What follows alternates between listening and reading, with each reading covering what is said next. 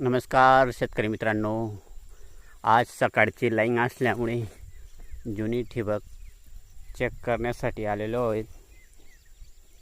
पाहू शकतात कुठे कुठे चिवताईने नळी खराब केलेली ठिबकची.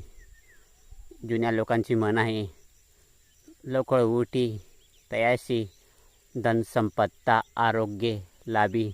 त्या म्हणीप्रमाणे आपण दिवसाची सुरुवात आपल्या शेती कामाने करतो आणि लवकर उठल्यामुळे आपल्या शेतीचे काम लवकर होतं वगैरे वगैरे अशा जुन्या म्हणी असतात.